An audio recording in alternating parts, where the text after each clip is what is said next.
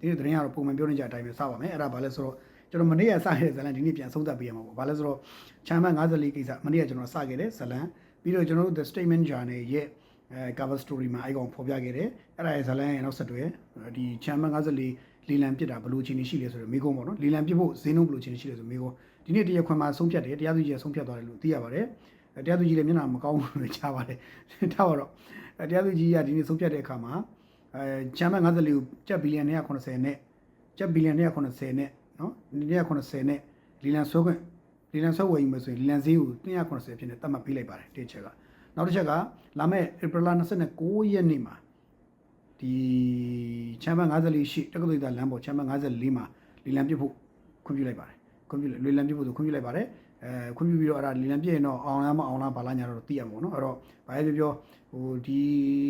ဟာနဲ့ပတ်သက်ပြီးချမ်းမ54နဲ့ပတ်သက်ပြီးဒေါအောင်ဆန်းစုကြည်နာမည်ကြီးကိုအသုံးချပြီးတော့ဒေါအောင်ဆန်းစုကြည်နာမည်ကိုအသုံးချပြီးတော့နိုင်ငံရေးအမှုတွေဆွဲသွင်းကြဖို့စူးစမ်းကြတဲ့သူတွေအနေနဲ့ဒါရှင်းပြောရရင်တော့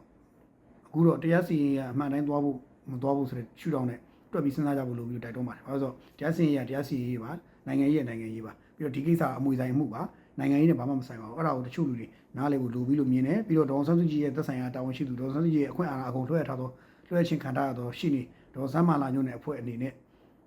နောက်များမှာခင်ဗျားတို့သတိထားကြတာကောင်းပါတယ်မဟုတ်ရင်တော့ခင်ဗျားတို့နောက်ကျောက်ရာဆိုရင်အကုန်ပေါ်ကုန်ပါလိမ့်မယ်ပွင့်နေပြောရအောင်ကျွန်တော်မြင်တော့နောက်ကျောက်ဆိုအကုန်ပေါ်ကုန်လိမ့်မယ်ခင်ဗျားတို့တချို့ဘယ်ဟာတွေကလင်းချင်းလုပ်တယ်ဆိုတာအစဥပဒေဗမာခင်ဗျားဘာကိုချိုးပေါက်ထားတယ်ဆိုတာအစပေါ်ကုန်ပါလိမ့်မယ်အဲ့ဒါတွေက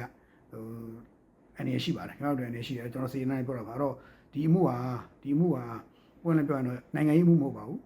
မိသားစုတစုရဲ့အင်ချမ်းမြေဗာလဲအမွေပိုင်ဆိုင်ခွင့်ပြဿနာတစ်ခုသာလည်းဖြစ်တယ်အဲ့ဒါကိုခင်ဗျားတို့မမေ့ကြဘူးပြောချင်ပါတယ်နိုင်ငံရေးမှုတွေဆွဲသွင်းလိုက်တာဟာနောက်ဆိုတဲ့စိုးကျိုးတွေရင်ဆိုင်သွားနိုင်ရရှိတယ်လို့ပဲကျွန်တော်တို့တိုက်တွန်းပါတယ်เนาะဒါလေးကကျွန်တော်ကြုံပြောတာ